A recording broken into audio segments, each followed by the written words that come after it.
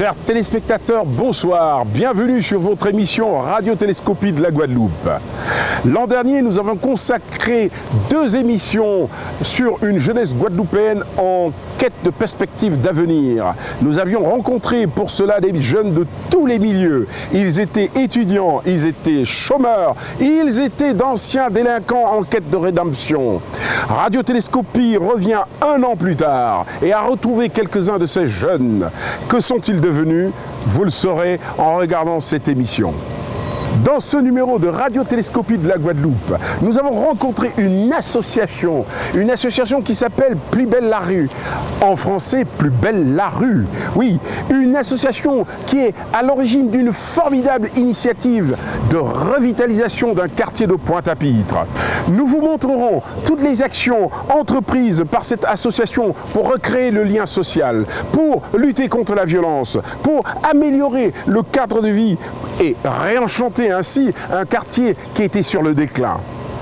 Nous vous montrerons comment ce quartier revient à la vie avec l'installation des commerces, des restaurants, avec l'ouverture d'ateliers d'art plastique, avec des boutiques, des nouvelles boutiques qui redonnent du sens à ce quartier, avec l'installation, la création d'un jardin potager urbain dans lequel tous les habitants, toutes générations confondues, se retrouvent. Nous vous montrerons des initiatives extraordinaires faites par des jeunes de ce quartier, notamment avec un petit troquet qui s'appelle le Zayan, manger Zayan, qui remet au goût du jour, à l'ordre du jour, des produits dont on avait oublié jusqu'à l'existence et qui se consomment sous diverses formes. Des produits authentiquement créoles, des produits authentiquement créoles et biologiques. Cette petite association Manger Zayan fait dans l'agro-transformation des produits locaux. Nous vous inviterons, nous vous montrerons ce qu'ils font. Ce qu'ils font est passionnant, intéressant et redonne vie à ce quartier que nous vous invitons à visiter avec nous.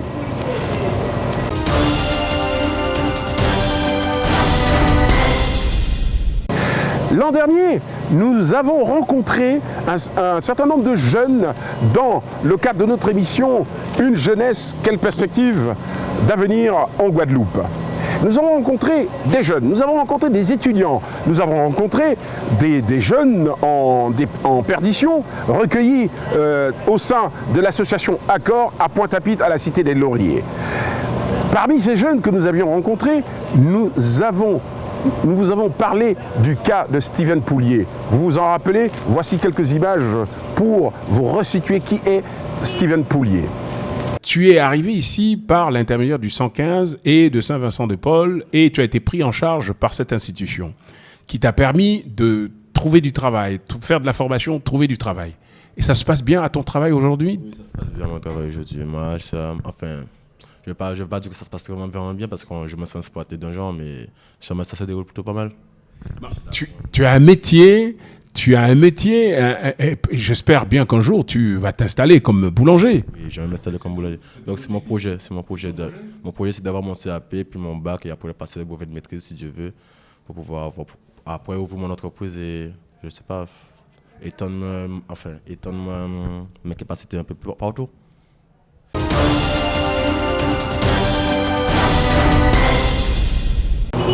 Un an plus tôt, Steven Poulier nous disait, malgré les difficultés qu'il avait connues dans sa vie, son projet d'avenir. Un an plus tard, qu'en est-il? Écoutons ce qu'il nous en dit. Bonjour Steven. Bonjour. Comment ça va? Ben ça va, on va dire que ça peut aller. Alors, on s'est rencontrés il y a 1 an. Oui, je me souviens de ça. Je suis venu te voir ici, nous sommes venus te voir ici et vous nous aviez parlé de vos problèmes, de vos projets. Oui. Alors, depuis 1 an, qu'est-ce qui s'est passé? Qu'est-ce que vous avez fait? Ben, c'est toujours la galère. Depuis 1 an, je suis monté à Marie-Galante. Vous êtes reparti sur Marie-Galante? Oui, je suis reparti sur Marie-Galante. J'ai cherché du travail en boulangerie, mais je n'ai pas trouvé. Donc, ce qui fait que j'ai dû opter vers une autre option. J'ai dû aller chercher du travail. Donc, j'ai trouvé en tant qu'agent d'entretien du bâtiment. Oui. Qui fait que là, j'ai signé un contrat il y a même pas 1 mois de ça, là. Donc, Après, j'essaie d'économiser de l'argent pour pouvoir partir partir faire mon projet autre part. Oui.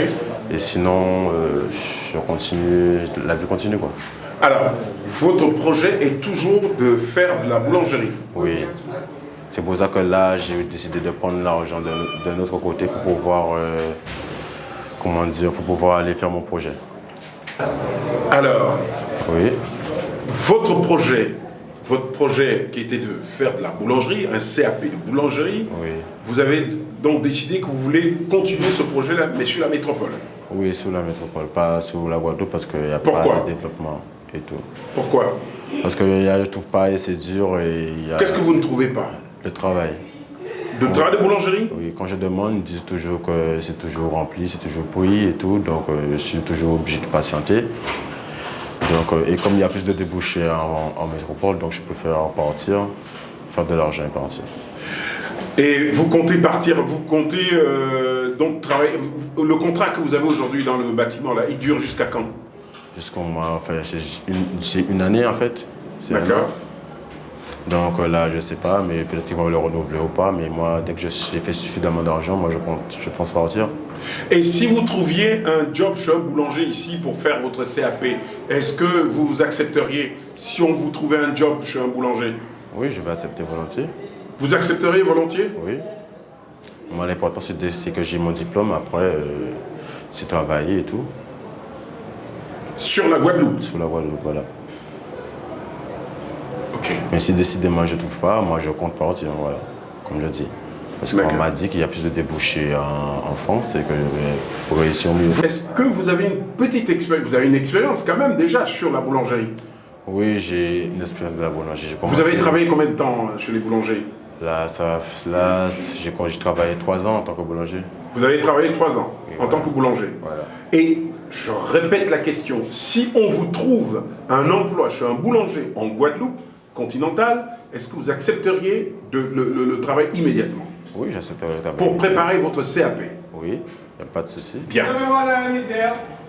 Est-ce que vous pouvez donc nous donner votre CV pour que nous mettions ce CV à la disposition des boulangers qui veulent aider Stéphane Poulier? Oui, il n'y a pas de souci. Il n'y a pas de souci. Oui, On s'engage là-dessus. oui. Je suis à leur entière disposition en fait. Vous êtes à notre entière disposition. Oui, Acte est pris de votre engagement. oui, D'accord? ok.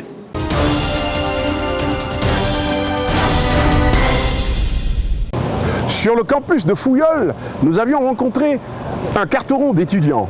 Ils étaient étudiants en EPS, ils étaient étudiants en médecine, ils étaient étudiants en école d'ingénieur. Nous avons retrouvé Sidney Ogeac, qui l'année dernière faisait un Master 2 d'éducation physique. Et il va nous dire ce qu'il est devenu un an plus tard. Écoutons Sidney. Bonjour Sidney, on s'est rencontrés l'année dernière. Vous étiez en Masters de PS. Un an plus tard, qu'est-ce que vous devenez? Un an plus tard, j'ai obtenu mon Master 2. Oui. Donc j'ai pu cette année faire des remplacements dans des établissements scolaires afin de me faire un petit peu d'expérience. Oui. Et en même temps, j'ai essayé de travailler pour avoir le concours. Et je continue toujours pour passer le concours et être titularisé. Donc vous attendez de passer votre concours et être titulaire d'EPS. Voilà. Très bien. Mais je crois savoir aussi que vous avez une autre activité qui est très intéressante, une activité plutôt artistique.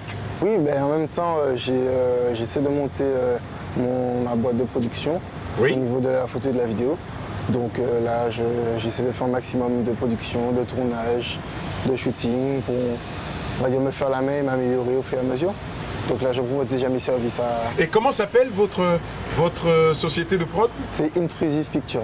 Intrusive Pictures. Intrusive Pictures. Et dont le but, dites-nous un peu le but dans quel domaine vous intervenez, vous allez travailler En fait, j'interviens, j'ai commencé par la photo et au fur et à mesure, je me suis intéressé à l'image en général. Oui. Et ce que j'essaie de faire, c'est surtout de montrer un petit peu tout ce qu'on a au niveau de la Guadeloupe et des Antilles pour un petit peu rayonner de façon internationale parce qu'on a beaucoup de jeunes qui travaillent très bien mais qui vont faire du travail ailleurs.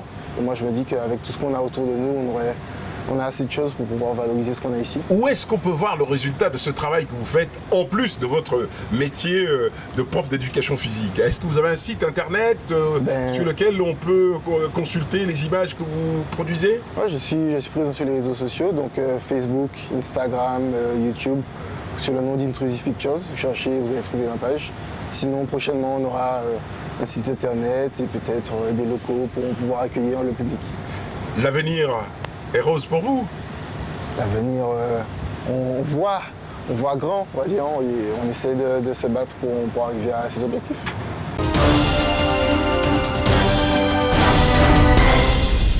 Nous avons rencontré l'année dernière, lors de notre émission consacrée aux jeunes en quête de perspective, Yannick Assouvi de Port-Louis, qui nous exposait ses projets d'avenir. Un an plus tard, nous l'avons retrouvé. Qu'en est-il? Qu'est-il devenu? Qu'en est-il de ses projets d'avenir? Écoutons-le. Depuis un an, qu'est-ce qui s'est passé dans votre vie? Depuis un an, il s'est passé plein de problèmes par contre. Pas beaucoup de problèmes, mais des petits problèmes quand même. Quels des problèmes? Arrestations, des accusations inutiles, des petits buzz inutiles. Qu'est-ce qui s'est passé réellement? La première, à cause des incendies qui se sont passés à Port-Louis, il y a eu des arrestations. Parce que bon, comme on a revendiqué que ce n'était pas nous, il y a eu des arrestations qui se sont passées. On a fait 3 jours de garde à vue. Après les 3 jours de garde à vue, bon, on nous a relâchés. Bon, après ça, bon, on a continué notre vie. Et après ça, bon, avec ça, ça fait un petit buzz inutile. Et après, il y a eu le truc des armes là, parce qu'on a fait un petit clip là avec notre pote et tout. Donc ils ont fait passer un petit buzz inutile en disant qu'on avait des armes, machin et tout en Guadeloupe, alors que c'était juste pour un clip d'un pote. C'était un clip musical? Ouais, un super beau clip et tout. Ah. Et depuis là, alors votre projet de voiture pour vendre des Ambulant, beaux ouais, kits, c'est là toujours. C'est que maintenant ça s'est transformé. Parce que comme j'ai vu que maintenant c'est vraiment pas le parrainage mais le pistonnage, on va appeler ça le pistonnage, c'est vraiment bon. C'est soit si tu fais pas ça, tu n'auras pas ça. Il faut vraiment faire quelque chose d'autre pour avoir. Donc bon, j'ai déjà compris ça depuis longtemps. Donc maintenant, je me suis adapté. Donc là, j'ai changé, j'ai transformé. Je vais essayer de voir maintenant si je ne vais pas faire autrement. qu'est-ce que vous voulez faire autrement? C'est-à-dire maintenant, je vais transformer l'idée de marchand ambulant en juste local administratif. Je vais louer un local administratif et puis après, je vais voir si... Et c'est où que vous allez le faire, ça? Ah, par contre, ça dépend. Dans le Nord-Grande-Terre. Nord-Grande-Terre. Ouais. Peut-être Port-Louis, Petit Canal, en Super-Franc, je sais pas. Depuis un an, il est arrivé quelque chose dans votre vie quand même. Quelque chose d'important. Oui, je suis un petit fiston. Je suis un petit fiston. Là, donc vous avez mois. deux enfants maintenant? Ouais, une fille de 6 ans et un petit fiston de 3 mois. Vous vous ressentez quand même responsable de toutes ces vies là maintenant. Ouais. Vous avez 2 enfants qui dépendent de vous. Et quels sont vos projets d'avenir? Ben, toujours le même projet. Hein. J'essaie de monter ma là. boîte là, mon petit truc et tout, Ouais. pour essayer de faire travailler les potes. C'est ça le plus important, mais c'est essayer de faire sa boîte. Moi, c'est mon projet en tête, même si ça va prendre du temps. Alors, maintenant, je sais que ça va prendre du temps. Ce local commercial dont vous parlez, c'est pourquoi faire dedans? Ben, justement, pour faire mon truc d'ambulance, c'est soit un kebab, soit spécialité plus kebab, ça dépend, tout ce que les potes ils aiment. Et Sandwich, vous avez... un petit endroit convivial pour qu'on puisse parler, discuter, regarder des matchs de foot, jouer à la console, faire tout ce qu'on ne peut pas faire ailleurs, quoi. Je sais pas, de 18h jusqu'à pas possible, quoi. Vous avez déménagé de Port-Louis pour Petit Canal depuis lors? Ouais, ça fait pas longtemps, là. D'accord. Et comment ça se passe au quotidien, votre vie, aujourd'hui? Ça fait du bien de retrouver les potes, ça fait du bien de retrouver la famille, c'est super, hein. Bon, alors, l'avenir? L'avenir, c'est toujours essayer d'élever les 2 enfants le meilleur que possible et essayer de voir si mon projet va aboutir. Là, pour l'instant, c'est les élections, là, machin, il faut aller voter, il faut faire plein de trucs et tout. Donc, avec le déménagement, il faut faire tout ça, mais le projet, il est toujours en place. Après, je vais essayer de voir si je peux aller me renseigner près de la mairie pour essayer de voir si je peux trouver quelque chose, qu'est-ce qui peut se passer, si je peux louer un local et tout. Alors, qu'est-ce qui s'est passé pour votre arrestation, la dernière, là? Qu'est-ce qui s'est passé exactement? C'est un petit truc banal, hein. Bon, en fait, il y avait une équipe de télévision aussi qui était venue avec les forces de l'ordre. Et puis voilà, depuis qu'il y a une caméra maintenant, ça part en couille, machin. Donc comme il y avait des gens qui ont filmé, de toute façon c'est sur les réseaux sociaux, donc voilà. Après la suite, ça va être dans le jugement en novembre, là, on va voir qu'est-ce qu'ils vont faire, mais bon. Il faut quand même que vous essayiez de vous en sortir, non?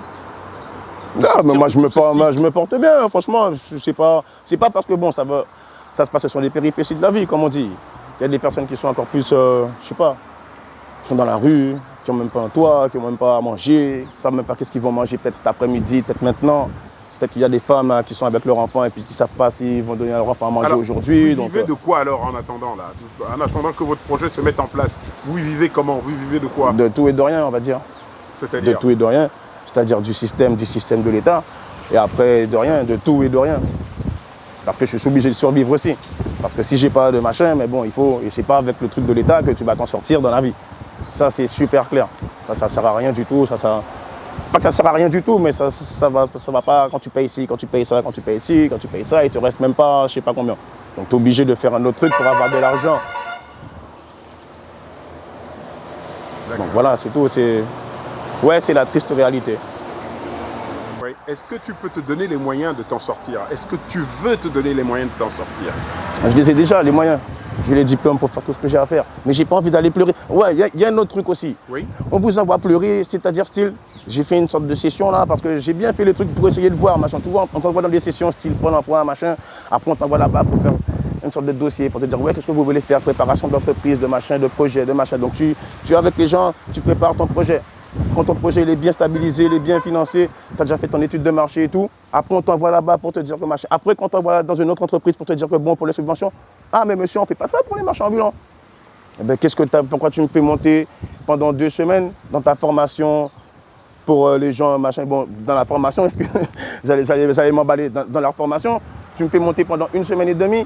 Après, ok, tu me fais boucler mon étude de marché, mon truc il est déjà fait depuis, machin, c'est ce que je veux faire. Mon truc il est déjà fait depuis au moins 2-3 ans. Quand mon truc il est bouclé, tu me dis, ah ouais, mais c'est un bon projet, ok, oui, mais bon, bah alors, parce que vous avez vu que je suis un RSiste, que machin, que j'ai pas de thunes, j'ai besoin de moyens. Après, on vous dit, bon, si on va vous envoyer, bon, comme votre projet il est bon, il est bouclé, parce que j'ai déjà eu le temps de boucler mon projet. Oui. Après, on vous envoie dans une sorte de structure, dans la structure même pour avoir les fonds, on vous dit, ah, mais monsieur, on ne fait pas ça pour les marchands ambulants. Après, on me laisse comme ça. Ah bon, donc c'est à moi de me démerder, Après, c'est fini.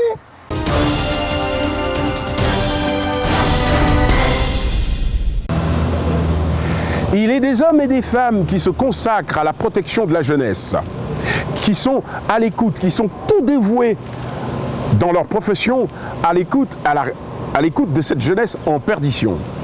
Nous avons retrouvé Madame Catherine Egarnès, directrice du centre d'accueil de ces jeunes à la Cité des Lauriers à Pointe-à-Pitre. Elle et son équipe nous ont permis de rencontrer encore de nouveaux jeunes qui sont en perdition. Nous avons rencontré dans cette maison d'accueil des jeunes en difficulté 3 d'entre eux dont nous allons vous parler. Il s'agit de Jean-Hugues pour des raisons d'anonymat, pour protéger son anonymat que nous appelons Jean-Hugues. Il y a la jeune Anaïs et Kervens, qui sont des jeunes qui vont nous faire part des difficultés auxquelles ils doivent faire face. Et l'équipe de l'association Accord se dévoue donc corps et âme pour trouver des solutions pour ces jeunes en difficulté. Écoutons leurs témoignages, écoutons ce qu'ils nous disent et surtout, écoutons-le avec attention.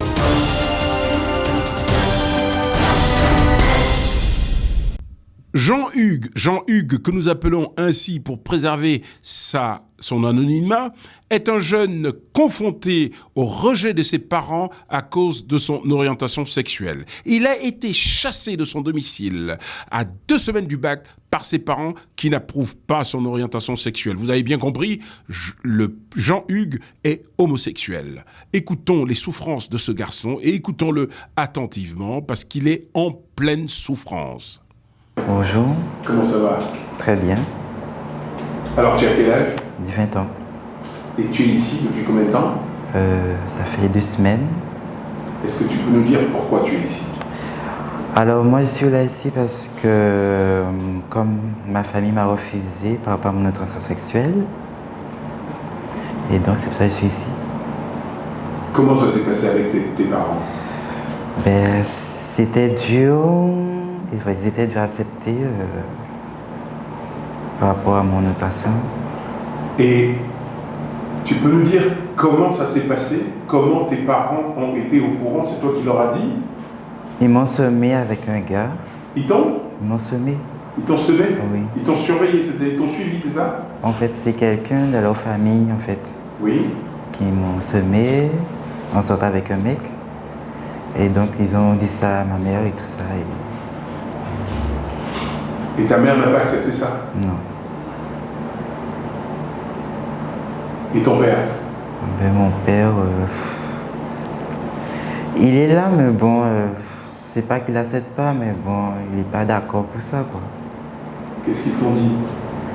Ben, ils m'ont dit de quitter leur maison et de ne plus revenir. Ils t'ont dit de quitter leur maison et de ne plus revenir? Voilà. Et tu es pourtant leur enfant? Oui, mais là maintenant, on se parle, on commence à se parler.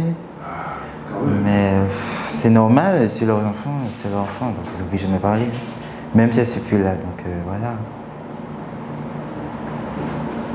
C'est une souffrance pour toi? Au début, maintenant, non plus. Jamais. Oui, mais t'as l'air quand même malheureux de tout ça. Non. Moi, j'assume ce que je suis, donc voilà. Non.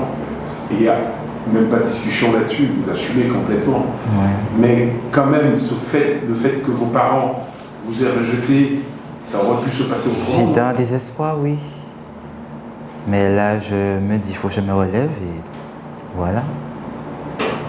Je dois pas laisser ça là et je dois avancer, la vie continue.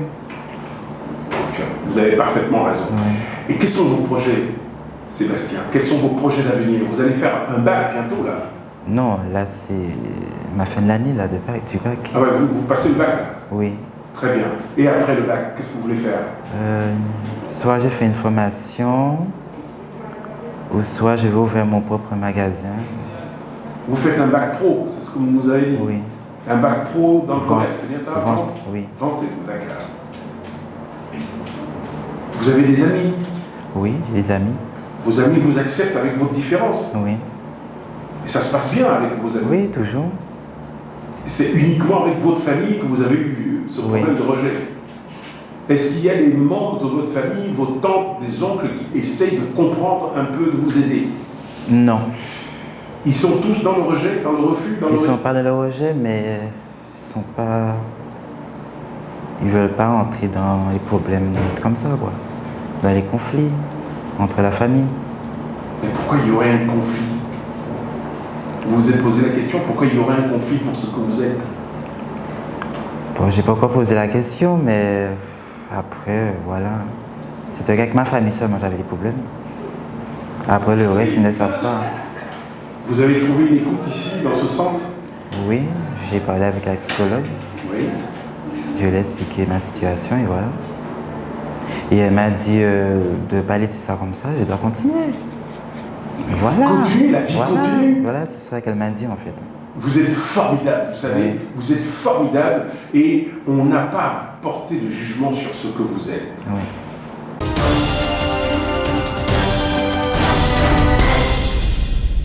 Écoutons maintenant Anaïs. Anaïs a 21 ans. Anaïs a eu de gros problèmes avec sa mère et a trouvé refuge dans le centre Accor au Laurier. Mais le message le plus fort de cette jeune fille en pleine souffrance est le message qu'il adresse à son père. Écoutons-la. Bonjour Anaïs. Bonjour. Alors, tu es pensionnaire ici depuis combien de temps? Depuis le mois de novembre. Depuis le mois de novembre. Oui, Et vous avez quel âge? 21 ans. 21 ans. Et pourquoi vous êtes ici? Je suis ici par rapport à des problèmes familiaux. C'est-à-dire? J'ai rencontré quelques problèmes, des problèmes avec ma mère. Donc, pour éviter que ça s'empire, j'ai préféré venir ici. Quelle nature de problème vous avez rencontré avec votre maman? Ma mère est dépressive. Donc, ça tenait sur moi. Et voilà. Vous avez des frères et des sœurs? J'ai une grande sœur. Vous êtes une fratrie de deux, c'est ça? Vous Oui. êtes deux enfants. Et votre sœur aînée ne vit pas avec vous? Non. Elle n'est pas ici en Guadeloupe ou elle est... Elle est en Guyane. En Guyane. Et comment ça se passe pour vous alors? Par rapport... Est-ce que vous faites des études? Donc là, je cherche une formation dans le commerce. Dans le commerce? Oui. C'est-à-dire? Pour être conseillère vendeuse. Conseillère vendeuse, d'accord. Et comment vous êtes arrivé là? Qui vous a guidé pour venir ici? Vous connaissiez l'existence de ce centre? Non, c'est un ami à moi qui m'a parlé de ça. D'accord. Et après, j'ai fait les démarches nécessaires pour venir. Voilà. Et vous pensez que ça va se terminer comment pour vous?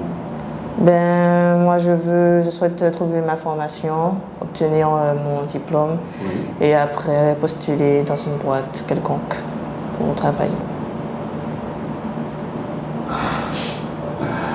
Et vous avez terminé votre formation quand? J'ai fait une découverte des métiers, j'ai fini en avril. Là? J'ai fait une découverte des métiers. Oui. Que j'ai fini en avril. Oui. Et là, maintenant, je regarde pour me spécialiser plus dans le commerce. Dans le commerce. D'accord. Et donc, quand vous aurez terminé la formation va se terminer quand exactement?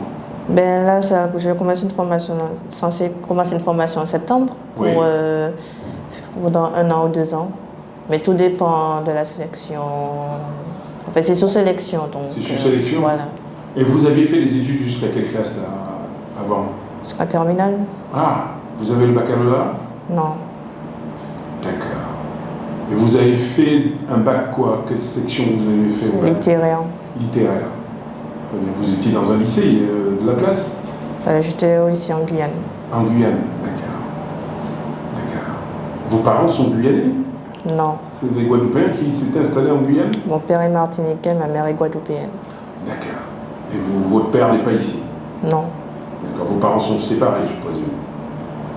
D'accord. Et c'est votre maman qui s'est occupée de votre éducation depuis? Voilà. Et là, elle a des problèmes de santé? Santé, oui, on va dire ça comme ça. Les problèmes psychologiques, ça peut être aussi des problèmes de santé. Et au quotidien, c'était comment avec votre maman? C'était insupportable? C'était quoi? Quelles sont les difficultés que vous aviez au quotidien avec elle? Des disputes, beaucoup de disputes, et on se parlait pas. Comme j'étais je suis pas enfant unique, mais bon, comme ma soeur est plus grande, donc j'ai passé mon enfance seule, donc voilà, c'était un peu compliqué. Et voilà. Et ces disputes sont devenues si importantes que la vie en commun n'était plus possible avec votre maman? Oui. Je vais ajouter concernant mes parents. Oui. Alors, actuellement, au début, avant, je voulais beaucoup à ma mère. Je rejetais tous mes problèmes sur ma mère. Mais au fil du temps, j'ai grandi, j'ai mûri. Et avec l'expérience que j'ai eue en Guyane, avec ma soeur et tout, j'ai compris que malgré les problèmes que ma mère a eus, malgré les difficultés qu'elle a rencontrées et malgré son état psychique ou psychologique, j'ai compris qu'on n'a qu'une seule mère. Et je voulais dire que je veux beaucoup à mon père et à ma soeur. Je sais que moi, je dis les vérités telles qu'elles sont. Alors, je ne sais pas s'il va écouter ou si elle va écouter. Mais il faut savoir qu'on n'a qu'une seule mère. Peu importe qu'elle soit dépressive, on a l'impression souvent, surtout quand on est jeune, que les parents nous rejettent. Moi, je préfère rejeter mon père. Je veux dire à tous les pères qui sont sur cette terre que même s'ils ont rencontré une femme qu'ils ne voulaient pas au début, mais ce qui est fait est fait. Tu ne peux pas retourner, tu ne peux pas oublier le passé. Vous avez des enfants, assumez vos enfants. Même si vous ne voulez pas participer, même si vous ne voulez pas l'éduquer de A à Z, assumez-les. Il faut prendre ses responsabilités, même si c'est une petite pension de rien du tout, même si c'est 2 € par mois, assumer. Comme ça, quand l'enfant va grandir, il aura un repère. Quand l'enfant va commencer à faire sa vie, il aura un repère plus tard. Moi, c'est ça que j'ai à dire au père. Parce que quand il y a la fête des mères qui passe, c'est toujours plus facile de dire c'est toujours plus facile de souhaiter une joyeuse fête des mères et moins facile à jouer une fête des pères. Quand on voit les autres enfants, par exemple, souhaiter une joyeuse fête des pères à leur père, et nous, on se retrouve entre deux. On aurait aimé avoir un père, on aurait aimé au moins savoir qui il est. J'ai rencontré mon père une seule fois par hasard. Moi, je dis dans la vie, il n'y a pas de hasard. J'ai rencontré pourquoi par un jeu que ma mère a joué. Et suite par cela, je suis allée en Martinique. Et suite à cela, j'ai dit, bon, je vais rencontrer. Ce n'est pas à l'enfant de faire la démarche de rencontrer ce père. C'est le père de faire la démarche à rencontrer l'enfant. Bon, quels sont vos projets d'avenir maintenant là? Vous avez 21 ans. Oui, alors comme je l'ai dit tout à l'heure, travailler dans le commerce et créer bien plus tard une association de danse quand j'aurai moi-même développé, perfectionner ma danse.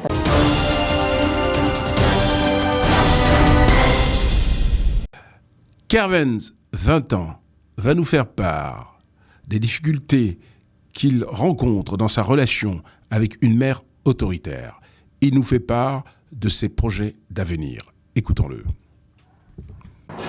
Bonjour Kervens. Bonjour à tous. Alors, vous avez quel âge? J'ai 19 ans, bientôt 20 ans. Bientôt 20 ans. Ouais. Depuis combien de temps vous êtes ici? À ma connaissance, 2 mois. 2 mois. Oui. Comment vous êtes arrivé là? Bon, vous savez, dans la jeunesse, on a tous fait des conneries. Je suis arrivé ici bêtement pour un petit problème. Pour moi, au début, je pensais que ça allait calmer, quoi. Mais au pire, après, ça a dégénéré. C'est pour ma mère m'a surpris. Enfin, elle a vu une vidéo où j'avais une cigarette électronique. Genre, c'était juste pour faire le buzz entre nous, quoi. Mais ça a dégénéré. Vous savez comment sont les Antillaises. Elles écoutent plutôt les amis au lieu d'écouter les personnes qui sont concernées, adaptées à des trucs comme ça. Parce qu'elles pensaient que c'était de la drogue que je consommais dans ça. Soit genre comme cocaïne ou crack, tout ça. Et après, on a eu une altercation mardi soir. Ça s'est terminé c'était violent. Si je me souviens bien, ouais, elle m'a blessé à la tête. Et après, je suis sorti de chez moi à 19h, mardi soir. Je ne suis jamais retourné jusqu'à nos jours, on n'a pas encore de nouvelles. Vous n'avez pas repris contact avec votre mère? Non. Vous viviez avec votre mère? Je vivais. Vous viviez avec votre mère à l'époque? Oui. Et votre papa n'est pas là? Décédé depuis la naissance. D'accord. Et vous aviez des frères et des sœurs? Vous avez des frères et des sœurs? J'en ai 3 sœurs, un frère du côté de maman. Vous êtes quoi? Vous êtes l'aîné? Je suis l'aîné. Vous êtes l'aîné? Oui. Donc vos autres frères sont plus jeunes? Oui, largement. Et pourquoi ça a dégénéré? Qu'est-ce qui s'est passé? Vu que ma mère, elle est une Haïtienne, les Haïtiennes ont une éducation assez stricte. Il y a certains trucs qui ne vont pas accepter. Admettons, un petit exemple, j'ai vu, il y a des Guadeloupéens qui osent fermer la porte quand leur maman leur parle. Moi, je fais ça à ma mère, c'est sûr, je serai mort tout de suite. Elle ne va pas accepter ça. Donc, le fait que au lycée, bon, au collège, je ne fumais pas. Au lycée, à force de... J'étais dans un milieu assez dangereux, c'était jusqu'à Blanchette que j'étais. Et j'ai commencé à faire? Oui, à Goubert. J'ai commencé à fumer cigarette vite fait, mais joint non. J'avais juste une cigarette électronique juste pour faire le style dans les vidéos, quoi. Mais après 2 jours, je lui ai donné la cigarette et le flacon. Et après 2 jours, elle m'a dit que c'est de la drogue qu'on a dit que je consomme de ça. Et elle a essayé de enfin, elle me tapait, ça me fait rien que ma mère me tape, c'est ma mère, après tout. Mais quand j'ai vu mon sang couler, histoire pour pas dire que j'ai touché à ma mère, parce que du moment que mon sang coule, ça me donne envie de me défendre. Et je ne veux pas me défendre contre ma mère, je ne veux pas attaquer ma mère. Donc je suis sorti là. Vous savez, le dicton dit « deux rois ne commandent pas ». Donc, vu que c'est moi le plus gêné, j'ai pris mon chemin. Et votre maman, vous savez où est-ce que vous êtes aujourd'hui? Elle sait où je suis. Vous êtes lycéen, c'est ça? Plus maintenant. Plus maintenant? J'étais un bac pour TFCA, mais... Pourquoi vous avez laissé votre bac? Vous avez abandonné vos études? Non, je change de filière. Vous avez changé de filière? Oui. Vous allez présenter le bac cette année? Non. Pourquoi? La filière ne m'intéresse pas, donc je ne vais pas plus loin. Qu'est-ce que vous voulez faire de votre vie alors? Concrètement, j'ai beaucoup de trucs à faire. Par exemple? L'armée, le cinéma, et avoir un label. Là? Un label. La quoi? Un label de production. Un label de production? Oui.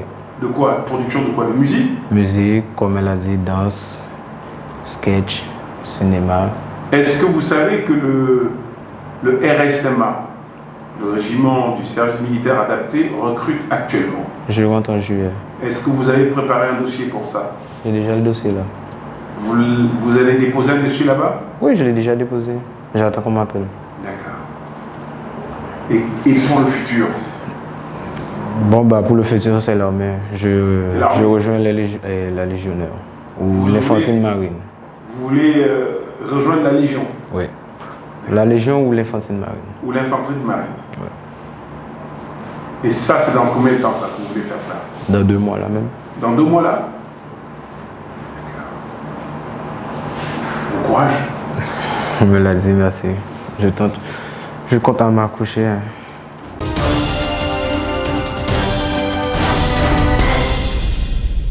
Revenons avec l'équipe de Madame Egarnès pour saluer le travail extraordinaire que son équipe accomplit au sein de cette association Accord, dont le directeur est Jean-Marc Calmel. Écoutons l'intervention de ces cadres qui encadrent et accompagnent ces jeunes en difficulté. Bonjour Madame Egarnès, il y a 1 an nous sommes venus vous voir, 1 an plus tard nous revenons vous voir. Et je suis admiratif devant la qualité du travail que vous faites pour l'insertion de ces jeunes que nous avons rencontrés, qui sont quand même, qui ont des parcours mais vraiment chaotiques et qui sont concassés des fois par la vie. Comment faites-vous? Il nous faut du courage, nous sommes des professionnels du social, nous œuvrons pour les jeunes, nous avons reçu des formations adaptées aussi pour pouvoir les accompagner convenablement selon les règles de l'art, comme j'ai l'habitude de dire. Le personnel est très très motivé, le personnel est sur le terrain tous les jours. Il est vrai que ce sont des jeunes qui ont des problématiques spécifiques, mais comme j'ai l'habitude de dire, ce ne sont pas les plus mauvais. Ce sont des jeunes qui sont courageux et qui ont au moins la décence de dire que nous avons des problèmes. Est-ce que vous pouvez nous accompagner, nous aider? Alors comment ça se passe au quotidien avec eux? Au quotidien, le jeune, quand il arrive ou le résident, que ce soit une fille ou un garçon, on prend déjà de ses nouvelles. Je pense déjà pour faire ce métier-là, il faut déjà aimer l'être humain, il faut être engagé. Et puis on a notre éthique professionnelle. Au quotidien, on est là pour les accueillir, les encourager, les valoriser, les aider à monter leurs projets, à les consolider. Nous avons vu, au cours du petit reportage que nous avons fait, des parcours de vie qui sont quand même atypiques. Ils ont vraiment des vrais problèmes de rejet, par exemple, des familles, des fois, une incompréhension avec un des parents. C'est dur quand même, non? C'est dur, mais comme je vous le disais, quand on aime l'être humain, et puis c'est pas insurmontable, hein, leur problème n'est pas insurmontable. Après nous sommes là aussi, nous sommes là pour nous sommes l'étayage en fait. Oui. Effectivement, ils ont un parcours de vie compliqué, difficile, une rupture familiale, mais je veux dire, en face, vous avez des êtres humains aussi qui sont là pour les écouter, et puis les accompagner par exemple, pour la CMU, établir, l'aider, l'accompagner à refaire sa pièce d'identité, etc. Et comment ça se passe, madame? Alors, il y a combien de temps que vous êtes là? Ça fait Je suis là depuis le 1er septembre 2016. Oui. Donc, comme disait mon collègue, déjà, il faut aimer ce qu'on fait. Et il faut être là aussi pour les accompagner. Il faut faire le travail d'équipe est très important. Parce que il faut travailler ensemble, il faut aller dans la même direction parce qu'on a quand même des jeunes qui ont des problématiques. Et il faut aussi être carré. Quand je dis carré, respecter les règles, c'est très très important. Parce que s'il n'y a pas ça, l'accompagnement devient de plus en plus difficile.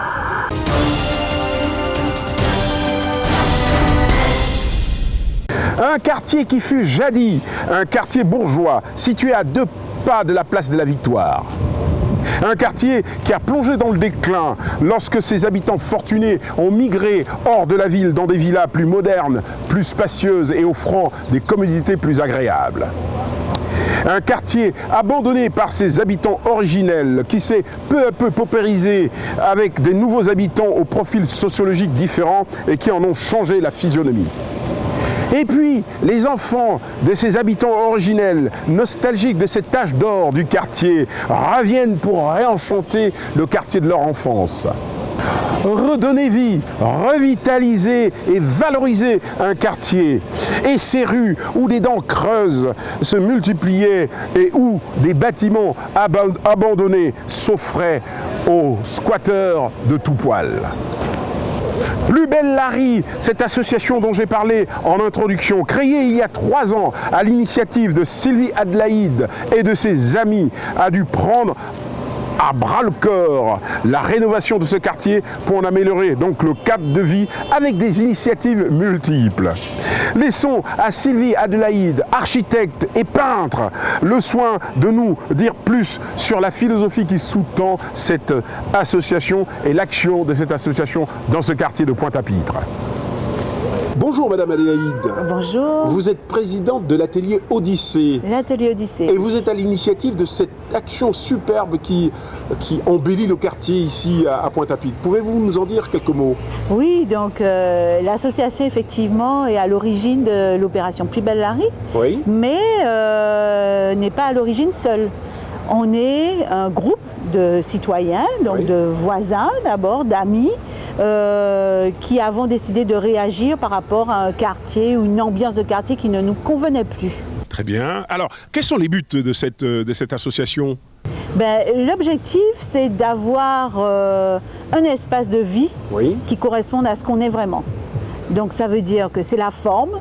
Donc on intervient sur l'embellissement des façades, oui. Mais c'est aussi le fond. C'est tout ce qui est lien humain, lien social et retrouver dans le rapport humain des valeurs qu'on a un peu oubliées de nos jours. Alors quelles sont les actions que vous entreprenez au quotidien pour rendre réel cet objectif de cohésion sociale, de lien à l'autre? Alors on a 3 axes d'intervention. La première, c'est l'embellissement des maisons avec oui. La mise en couleur des façades. Oui. La seconde, c'est tout ce qui est utilisation des espaces délaissés. Comme ici, on peut voir derrière moi le jardin, mais on peut aussi avoir des créations artistiques, des fresques, des happenings. Donc, on a eu des danseurs qui sont venus. Ah, vous faites des happenings? Ah, tout à fait, oui. Ah ouais, oui. Et ils consistent en quoi? Ce sont des séances de spectacles gratuits? Tout à fait, tout est gratuit chez nous. Ouais. Oui, il faudra qu'on revienne sur cette question de la gratuité. Oui. Le dernier happening en date, c'est Nefta, la danseuse, qui est venue oui. faire... qui s'est exprimé. Oui, tout à fait, sur le terrain qui est à côté, là. Oui.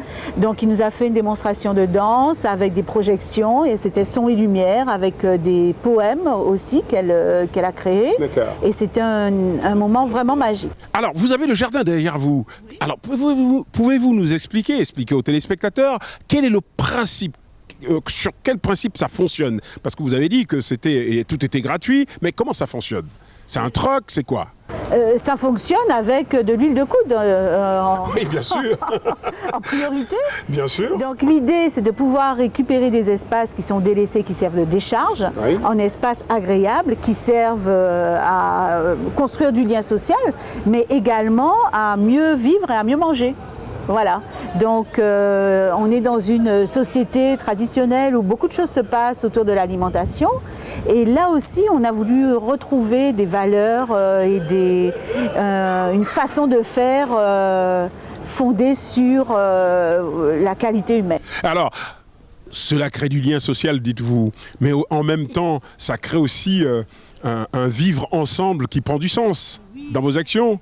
Tout à fait. Moi, le lien social, j'aime pas trop ce mot. En fait, qu'est-ce que ça recrée? Ce qui nous manquait à tous, du lien humain. Donc, en fait, on est une équipe, on a plaisir à se retrouver, on devient amis, il y a des histoires humaines qui se créent et c'est le plus important. Et autour, souvent de bons repas, donc c'est la troisième partie de nos actions. En général, on travaille et puis après, le petit punch et puis le repas. Et là, pourquoi pas autour de produits frais qu'on crée, qu'on génère nous-mêmes.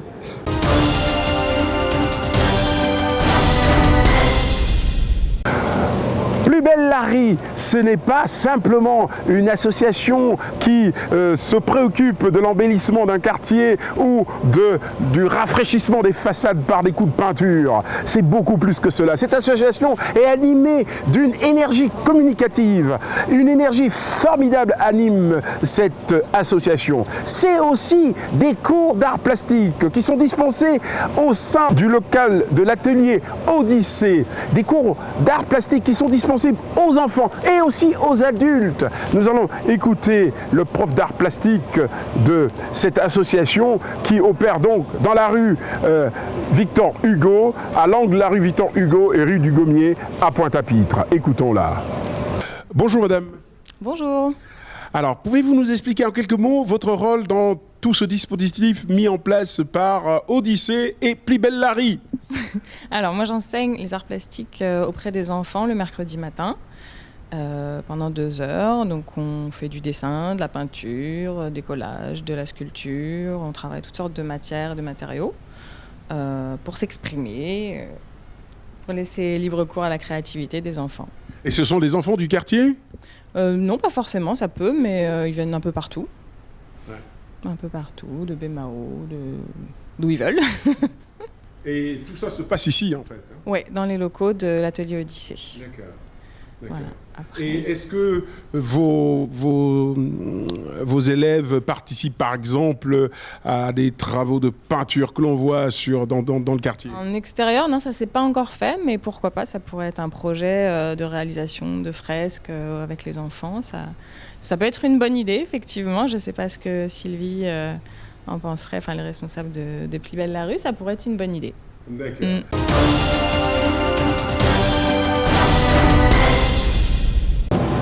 Nous vous l'avions dit, l'association Plus belle Larry a des actions protéiformes, multiformes. Un des projets fédérateurs de cette association dans le quartier est la création d'un jardin potager urbain autour duquel sont réunies toutes les générations. Oui, ici, on est au cœur même d'une de ces actions qui génèrent la cohésion sociale, l'amélioration du cadre de vie en réoccupant les dents creuses qui se sont créées du fait des abandons de terrain. Nous avons rencontré Martine Hugonin, qui est la présidente de ce projet de jardin potager, qui va nous en dire encore un peu plus et qui va nous en expliquer le principe de fonctionnement. Écoutons Madame Martine Hugonin. L'art au service du cadre de vie. Alors, dites-nous un peu, clairement, ça veut dire quoi? Plus belle Larry, c'est un embellissement des rues, des façades de Pointe-à-Pitre et à la même occasion, nous avons organisé un petit jardin partagé. Alors, est-ce que vous pouvez nous expliquer, Madame Hugonin, le détail, comment ça se passe concrètement, ce jardin potager urbain que vous avez créé? Comment ça fonctionne? Voilà. Oui, à la base, c'est un groupement de Plus belle Larry. Nous avons créé ce jardin et nous avons décidé d'embellir Pointe-à-Pitre en faisant des espaces délaissés, des dents creuses, des espaces agréables pour que nous puissions vivre. Alors, pouvez-vous nous expliquer comment ça fonctionne? Je veux dire, vous avez créé un jardin potager, mais ça fonctionne comment? je viens, je plante et puis je repars. Vous vendez le produit ou pas? Pour l'instant, nous n'avons pas encore suffisamment pour vendre, mais entre nous, en Pibelle-Larue, chaque personne apporte une part. Ça veut dire qu'ils apportent un petit pied de basilic, ils apportent un petit pied de menthe, on plante. Et ils sont contents de voir après que... Et vous partagez le produit entre nous, dans le groupe culture. De la culture. Nous avons déjà fait des tomates, des pois tendres, pas mal de choses. Donc c'est vraiment le principe de l'échange, sans aucun aspect pécunier. C'est un échange, c'est un partage entre nous, c'est une vie de famille en temps en temps. D'accord. Le partage. En fait, vous revenez aux valeurs qui fondent notre vivre ensemble traditionnel. C'est ça qu'on a perdu ici et qu'on essaie de remettre dans Pibelle-Larue, c'est des valeurs de vivre ensemble entre nous, de se côtoyer, de vivre en famille. Nous avons des jeunes là, nous avons des voisins, voisines et nous vivons ensemble. Et les gens du quartier participent volontiers à cette opération-là? Oui, nous avons des... Comme nous sommes dans un quartier, comme on va dire, qui est mélangé, nous avons des Santo Domingo, nous avons fait une partie de compost, elles viennent déposer le reste de leurs légumes épluchés, tout. Elles commencent à participer avec nous, même si elles n'entrent pas vraiment, elles participent avec nous, elles déposent leur engrais, leur truc. Vous nous aviez dit la dernière fois que vous avez encore d'autres projets dans les dents creuses, notamment cette surface derrière vous, sur laquelle vous alliez étendre votre jardin potager. L'opération se fera bientôt? L'opération va commencer bientôt, ces jours-ci, et nous mettons... Et naturellement, tous les gens du quartier vont participer à cette opération? Tout le monde dans le quartier va participer à l'opération. Bravo! Je vous remercie. Bravo. Merci encore, madame.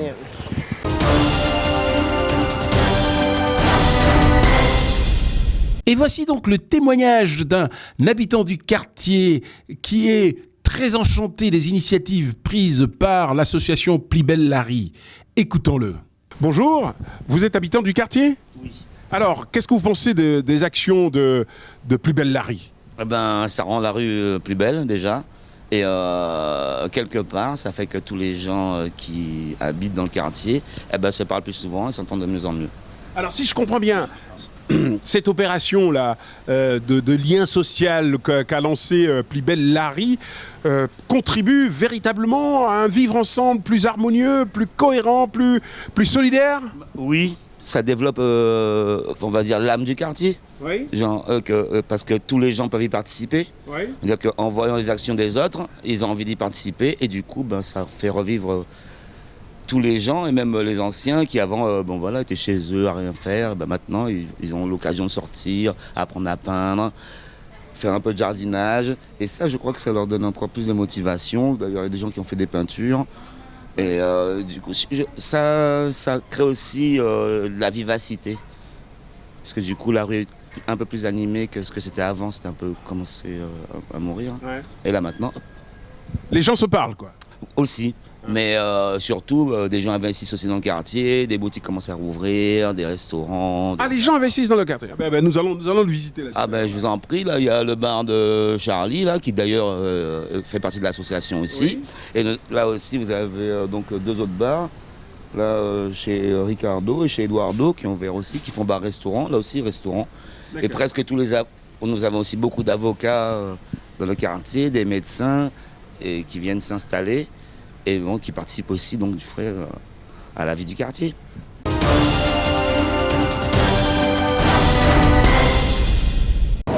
Ce quartier, situé derrière le bâtiment de la sous-préfecture à Pointe-à-Pitre, traversé par les rues Victor Hugo, par la rue du Gommier, par la rue Alsace-Lorraine et par la rue Vatable. Eh bien, dans ce quartier, cette association Pibelle-Larue fait sortir l'art des murs pour s'exposer dans la rue. Nous allons suivre Sylvie Adélaïde qui va nous faire une visite guidée de ce quartier et nous faire découvrir les curiosité de ce quartier. L'art qui s'expose, les maisons typiques, atypiques même de ce quartier, avec cette maison sur la rue du Gommier qui est une sorte de tour de Pise de Guadeloupe, que nous appellerons la maison penchée. Et puis les œuvres d'art de Jérôme Jean-Charles qui ponctuent le territoire de cette ville. Suivons Sylvie Adélaïde qui, pour l'occasion, se fera notre guide touristique.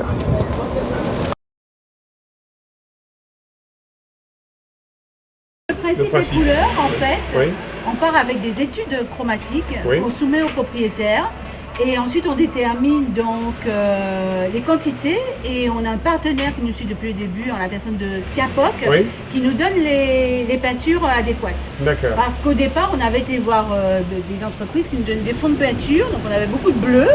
Mais on s'est dit, on va faire tout Pointe-à-Pitre en bleu, ça allait pas. Pointe-à-Pitre serait la ville bleue. C'est ça. Et en plus, c'était des bleus marines, enfin des bleus quand même. Et donc là, ça nous permet de faire des études et de chercher une harmonie, enfin voilà, et puis d'avoir des discussions avec les propriétaires et d'avoir vraiment les couleurs dont on a besoin. Voilà. On a aussi Gédimat, qu'il ne faut pas oublier, hein, parce que c'est vraiment les deux partenaires principaux qui nous aident pour le matériel. Donc ils nous donnent le matériel dont on a besoin, échelle, pinceau, voilà. Oh. Et donc vous disiez que ce personnage, c'est une œuvre d'un artiste de Pointe-à-Pitre? Oui. Qui s'appelle Jérôme Jean-Charles. Jérôme Jean-Charles. Tout le monde a déjà vu un peu ses œuvres sur le bord de la route. Il est super sympa. Les personnages et ses créations sont vraiment sympas et nous interrogent sur pas mal de questions. Voilà. Donc là, c'est un personnage qui regarde dans les maisons, qui est très apprécié notamment par les touristes qui s'arrêtent volontiers pour faire plein de photos de cette façade.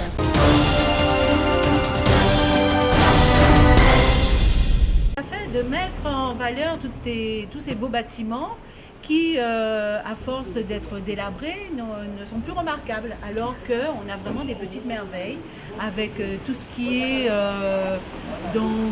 travail du bois, travail des ferronneries, voilà, et tous ces éléments-là, on s'attelle à les mettre en exergue et à faire en sorte que le bâtiment retrouve une nouvelle jeunesse.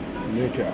Et alors, Plus belle Larry, c'est pas uniquement la rue du Gommier et la rue Victor Hugo, ça s'étend un peu plus dans Pointe-à-Pitre. Oui, parce que ça fait 3 ans, on a commencé par les maisons autour de l'atelier, parce que c'était plus facile en fait, c'est plus pratique pour le matériel, l'organisation. Et là, on s'est étendu, donc rue du Commandeur Montenor, rue de la République. Et là, récemment, on a même attaqué un bâtiment rue Chalcher. Très bien.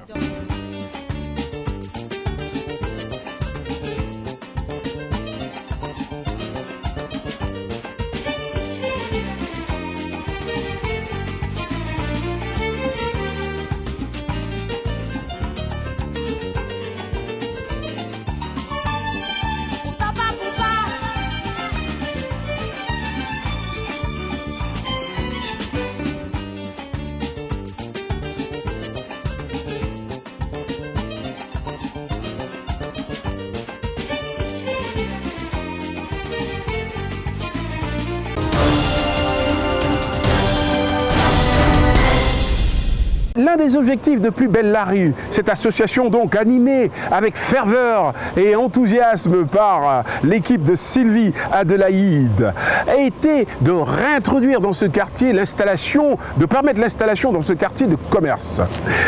Nous avons déjà dans le quartier des cabinets d'avocats, des cabinets de médecins, mais aussi des restaurants et des bars qui se sont ouverts dans ce quartier pour le rendre encore plus vivant. Si vous voulez goûter l'une des plus bonnes soupes de toute la Guadeloupe, même de l'arc antillais, allez faire un petit tour dans un petit troquet qui se situe rue du Gommier et qui s'appelle Rêve des Îles. Là-bas, vous allez avoir le choix entre diverses soupes les vendredis soirs et les samedis. Mais laissons la parole surtout au tenancier de ce troquet qui nous en dira plus.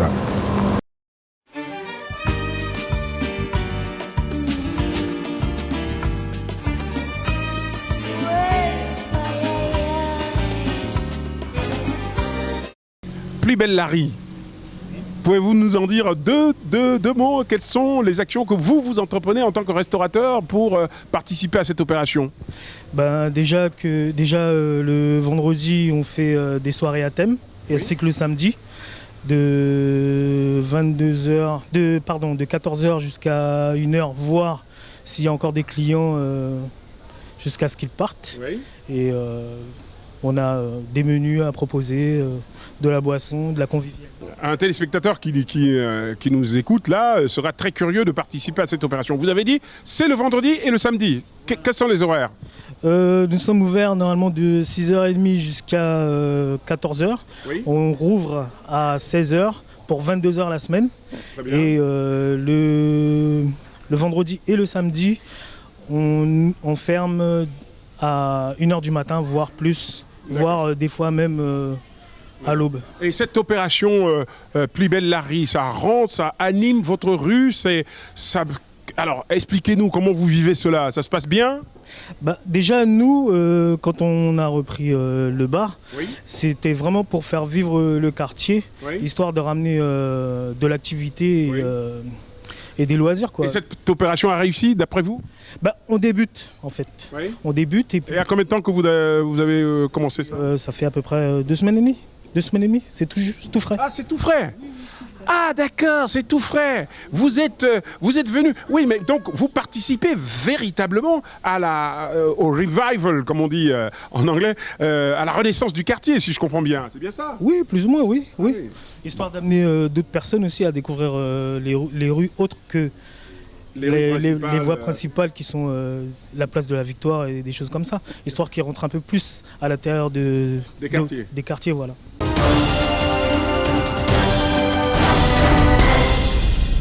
Si vous voulez avoir cette atmosphère d'antan longtemps, des troquets typiquement créoles et authentiquement créoles, allez faire donc un tour sur la rue Alsace-Lorraine au troquet de M. Cabet qui s'appelle Le Verger, mais dont le sous-titre, pour ainsi dire, s'appelle « À quand le prochain braquage ?» Pourquoi à quand le prochain braquage? Parce que M. Cabet a beaucoup d'humour et s'est rappelé qu'il y a 10 ans, il avait été braqué. Et comme un pied de nez au braqueur, il a mis sur la déventure de son troquet créole le petit mot « À quand le prochain braquage ?» Écoutons-le.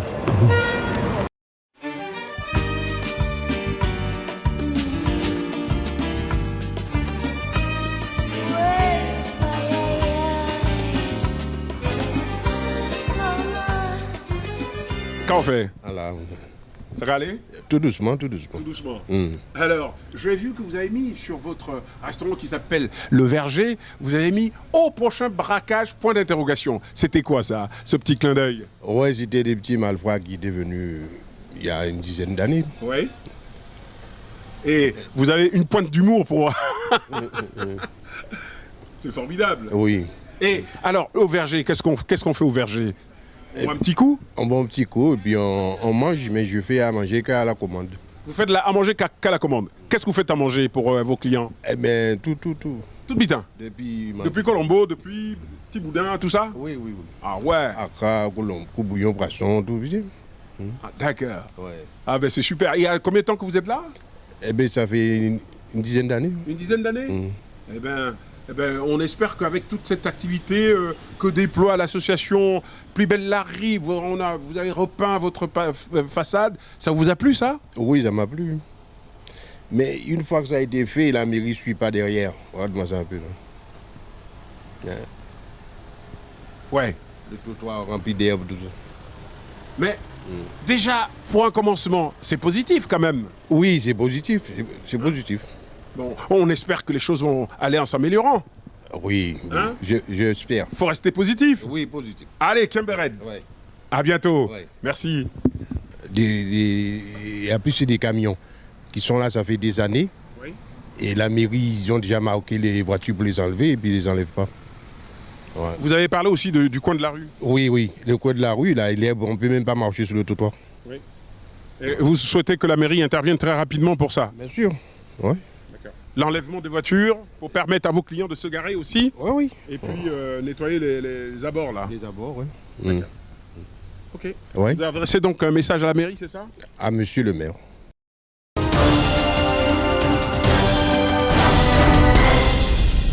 Chers téléspectateurs, nous vous invitons à sortir des sentiers du consumérisme, sortez des grands centres commerciaux, sortez des grands magasins, allez découvrir une petite boutique située toujours dans ce quartier, sur la rue Vatable, qui s'appelle Manger Zayan. Manger Zayan, c'est Une boutique tenue par une petite association de jeunes Guadeloupéens qui se sont lancés dans l'agro-transformation des produits locaux. Ces produits locaux, ces fruits dont on a oublié jusqu'à l'existence et qui pourtant se consomment sous toutes les formes. Eh bien, cette association met à la disposition du public des produits bio, des produits locaux, des produits dont on ne se rappelle même plus les noms. Et ils valent la peine d'être soutenus parce que véritablement, ils nous proposent des produits qui sont issus de l'agriculture biologique, qui sont issus d'une filière d'agriculteurs qui respectent les règles de l'agriculture biologique et qui nous font redécouvrir des produits dont nous avions oublié jusqu'à l'existence. Écoutez ce que nous en dit le gérant de ce point de vente qui se situe donc sur la rue Vatable à Pointe-à-Pitre.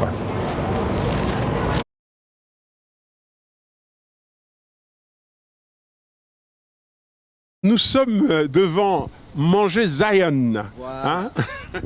Alors Manger Zion, c'est une association qui a pour but de mettre en avant l'agro-transformation en Guadeloupe. Donc nous sommes la vitrine des agro-transformateurs et des agriculteurs de Guadeloupe. Et alors vous utilisez uniquement les produits de Guadeloupe pour faire vos tartes. Donc on a une partie, donc on fait du snacking, on propose des tartes et des jus, donc fait à partir de légumes un peu oubliés, légumes anciens. Et par exemple lesquels? Alors le pikenga. C'est quoi le pikenga? C'est quoi? Ben voilà, alors le pikenga ou polenka, ce sont des cucurbitacées qui sont beaucoup utilisés par la communauté indienne, mais qui ne sont pas forcément connus. Oui, non, on ne connaît pas. Voilà, on connaît le petit concombre, les plus anciens connaissent la gourde, certains connaisseront le pikenga, mais en fait c'est des légumes qui ont passé de mode. Aujourd'hui, avec la société de consommation, on aime les tomates rondes et tout ça, mais à l'époque où on vivait dans une société agricole, tous ces légumes faisaient partie du jardin de tout le monde. Et ici, sur Manger Zion, on trouve tous ces produits-là. Vous trouvez tous ces produits-là, on essaye de les travailler, de les remettre au goût du jour, parce qu'on n'a rien inventé, encore une fois, on fait que redécouvrir. C'est un retour à la nature, quoi. Retour à la nature. Mais c'est formidable, ça. Et vous faites quoi? Donnez-nous un peu les noms des plats que vous faites, des mets que vous faites. Alors moi, je vous donne un exemple. Aujourd'hui, en jus, on sort des oranges passion que vous allez trouver dans tous les commerces. Nous, on a fait un jus à base de raquettes et d'anis. On a un jus Malacca Atumo. Oui. D'accord, canne, basilic, citron. D'accord. Donc c'est des choses comme ça qui sortent de l'ordinaire. Personne n'aurait pensé faire un jus avec la raquette. La raquette, c'est le cactus avec lesquels les Rastas font leurs lox. Oui. Hein, dans tout le monde, on consomme la raquette comme des petits pois. D'accord. Et vous faites un jus de ça? On fait un jus de ça, on pourrait le manger aussi. Donc voilà. Donc on change tous les jours, voilà, on essaye de proposer et vous avez des choses. Une carte qui change tous les jours, c'est ça? Tous les jours, c'est avec les légumes du jardin, avec les légumes du marché qu'on a trouvé au jour le jour qu'on fonctionne. C'est-à-dire qu'on fonctionne en flux tendu, donc tous les matins on va faire le marché. C'est selon ce qu'on trouve au marché. Tout à fait. Donc on est garanti sur la fraîcheur des produits, c'est impeccable. On travaille aussi avec un réseau d'agriculteurs bien précis, puisque nous sommes fils d'agriculteurs. On ne travaille pas avec n'importe quels agriculteurs. On travaille avec des agriculteurs qui ont des pratiques saines, des pratiques bio saines. Parce que c'est pas tout dit d'acheter un légume. Aujourd'hui, étant fils d'agriculteur, on sait que les agriculteurs peuvent mettre des produits. D'accord. Donc nous, on est aussi garant de pratiques agricoles saines. Vous garantissez aux consommateurs l'origine bio de votre produit. C'est-à-dire que même les produits qui ne sont pas issus de Guadeloupe, on fait en sorte qu'ils soient issus d'agriculture biologique, c'est-à-dire sans pesticides, sans ces choses-là. Alors pour déguster ces produits de Zion, de Manger Zion, où se trouve la boutique Zion? C'est sur la rue? Nous sommes au 61 rue Vatable, juste à côté de Pibelle-Larry, du Gommier, c'est la rue juste à côté. Merci beaucoup, merci. Super. Choukasik, c'est une dame de Port-Louis qui produit des dentelles, des biscuits à base de coco, coco sec. Ici nous avons une autre association, Manapi, d'accord, ce sont des adventistes de Satan qui font des farines. Farine de manioc. Farine de manioc ou farine de fouille à pain aussi. D'accord. Ah oui. Et là c'est la vraie farine, fin. Voilà. Ici vous avez de la farine de patate douce. D'accord. Ah ouais. Voilà. Ouais. Et tous ces produits, on les trouve où? Mais justement, c'est chez nous que vous allez les trouver.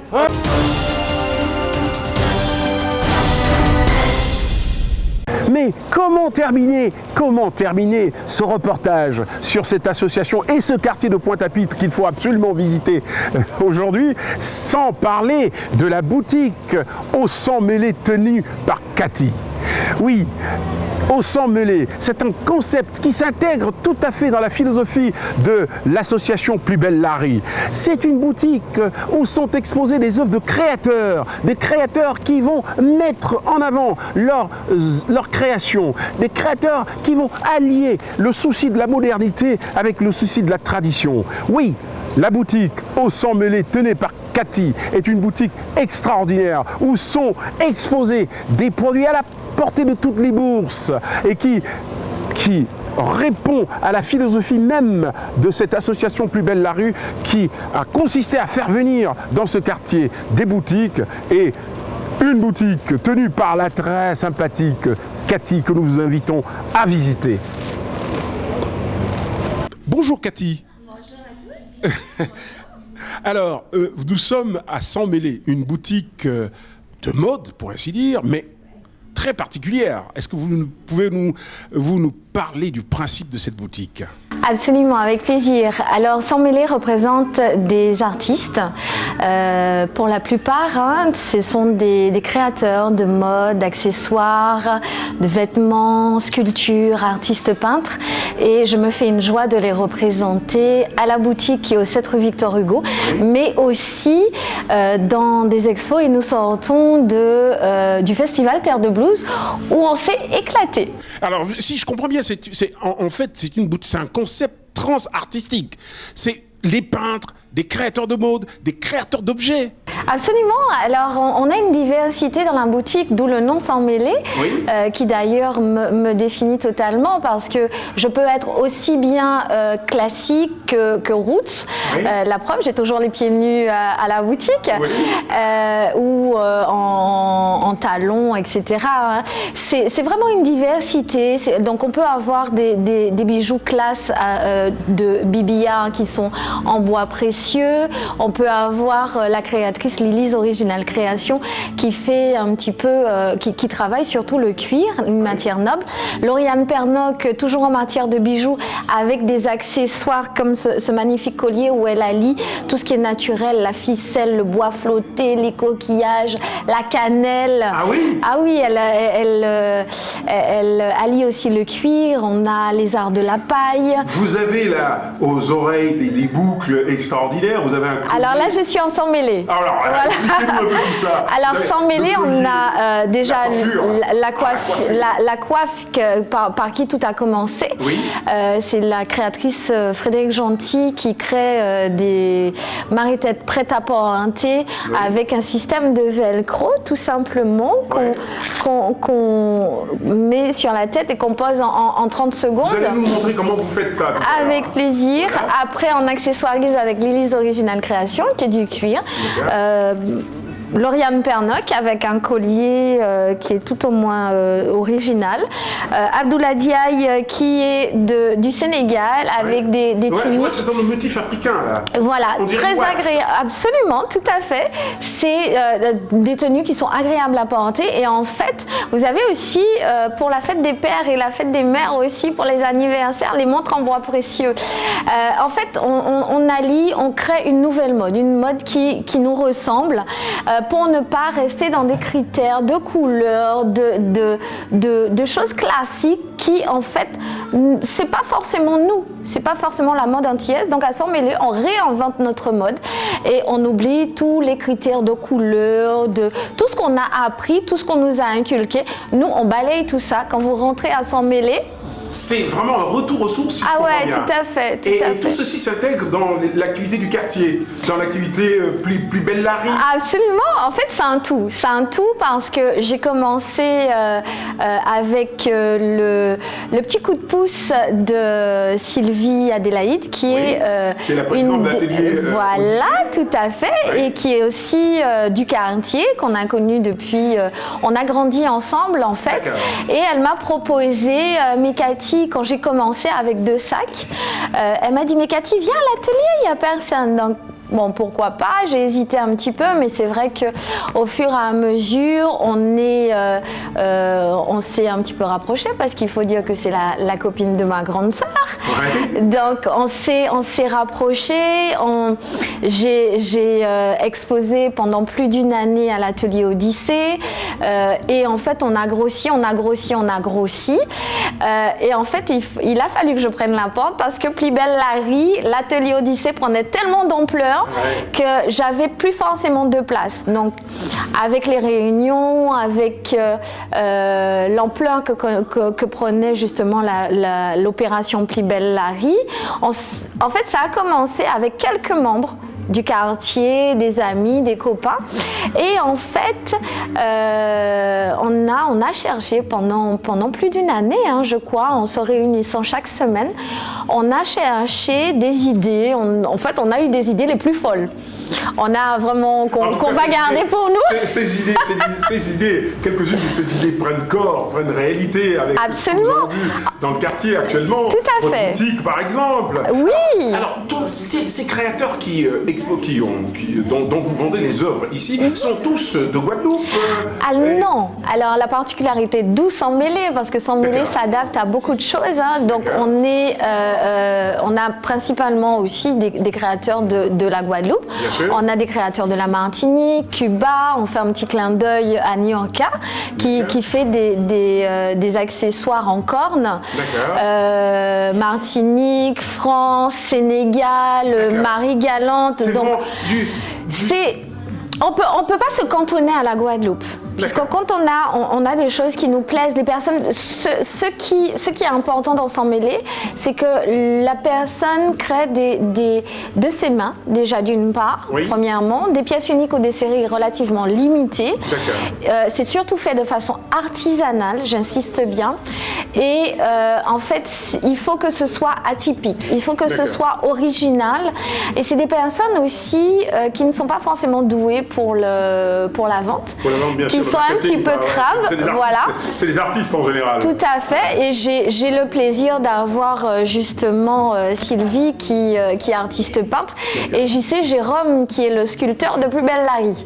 Voilà, donc effectivement, la boutique Sans Mêler, c'est la continuité de Plus belle la vie. C'est-à-dire qu'on a commencé à l'atelier Odyssée, on est resté quand même 1 an. Ensuite, comme je vous ai dit tout à l'heure, l'opération, on n'avait pas prévu ça au départ, parce qu'en fait, on voulait redonner une couleur à notre quartier qui donnait envie de revenir aux personnes qui étaient parties, de revenir et d'avoir un quartier plus ou moins agréable pour nous-mêmes. Le pari est en train d'être réussi, puisque le quartier déjà est souvent visité par des touristes. Tout à fait, visiblement, oui. Ça attire les gens. Bravo! Bravo pour ces initiatives que vous prenez, et nous espérons que les téléspectateurs retiendront l'adresse de votre magasin qui se trouve donc rue Victor Hugo. Voilà, c'est toujours la même rue que l'atelier Odyssée, donc c'était le numéro 7, le numéro 17. Aujourd'hui, je suis au numéro 7 de la rue Victor Hugo. Voilà, donc 2 adresses incontournables de Plus belle la vie, l'atelier Odyssée au numéro 7, et n'oubliez pas la boutique Sans Mêler où vous pourrez venir vous customiser de façon atypique.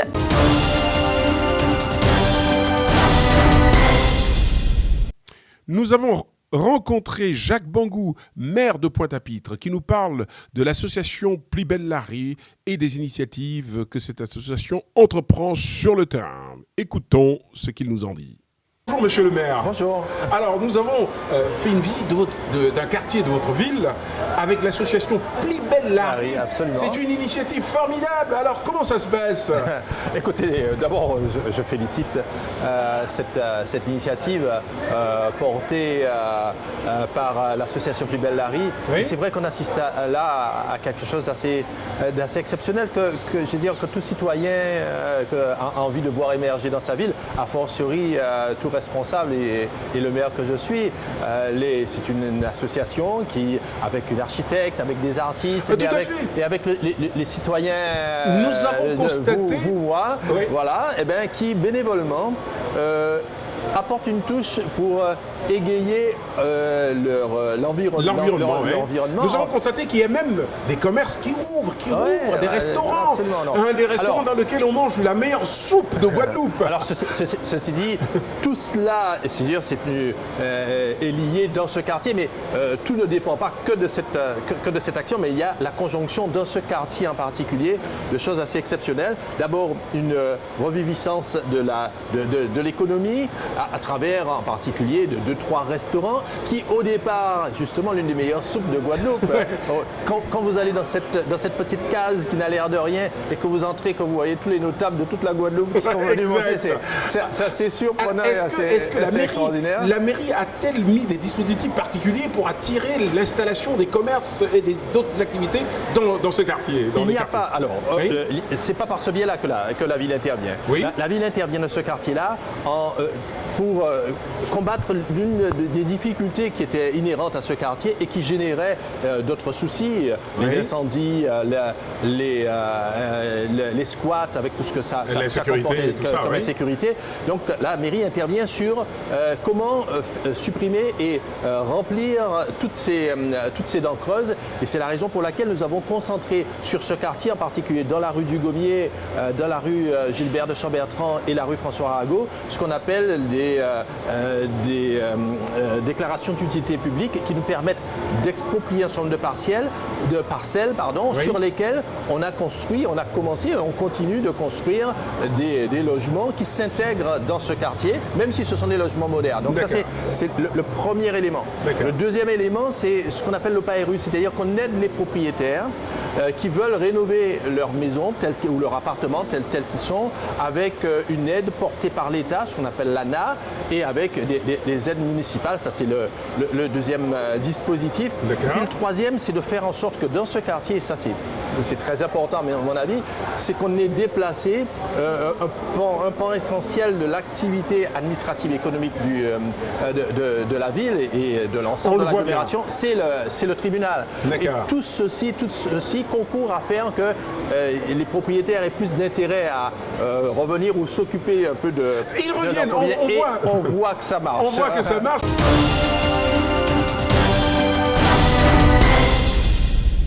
Chers téléspectateurs, nous arrivons au terme de cette émission Radiotélescopie de la Guadeloupe qui a eu 2 thèmes différents. Un retour dans la première partie sur une émission que nous avions fait 1 an plus tôt avec les personnes que nous avions rencontrées, et cette émission consacrée pour la deuxième partie à cette association Plus Belle Larry qui embellit et réenchante un quartier de Pointe-à-Pitre. Mais nous ne saurions terminer cette émission sans vous parler de Jérôme Jean-Charles, dont vous voyez derrière moi une œuvre, ce jeune plasticien guadeloupéen dont les œuvres perlent un peu partout dans les rues de Pointe-à-Pitre. Nous allons lui donner la parole pour expliquer la philosophie qui sous-tend une de ces œuvres que nous avons vues sur la rue du Gommier et qui intéresse beaucoup, qui fait l'objet de plusieurs photos de la part des touristes qui visitent ce coin de la ville. Écoutons-le. Bonjour. Bonjour. Vous êtes l'artiste qui fait ces personnages de rue qui sont magnifiques, que nous avons vus dans la rue du Gommier. Magnifique. Alors, vous participez donc ainsi à l'animation des rues de Pointe-à-Pitre, dans le cadre de l'association Plus Belle Larry. Oui, entre autres. Alors, ça fait quelques années que je travaille avec eux. Enfin, c'est du bénévolat, qu'on œuvre ensemble afin de créer une autre visibilité dans cette rue.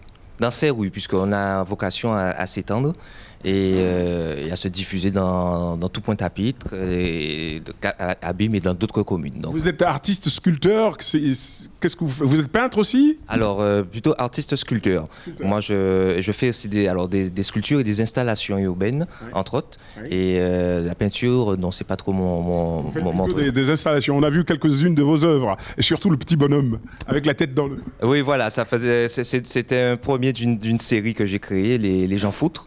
qui représente un peu les... C'est quoi la philosophie de ça? En fait, notamment justement ces personnages, ça représente un peu tout un chacun qui refuse de voir la vérité en face et qui font fi de ce qui se passe dans les rues, dans la vie de... Ce qui fait l'autruche, en fait. Voilà, c'est une sorte de politique de l'autruche, mais revisitée par moi. Bravo. En tout cas, c'est une belle œuvre. Merci bien. Et donc, il y en a d'autres à venir. D'accord, on attend impatiemment. Merci beaucoup, monsieur.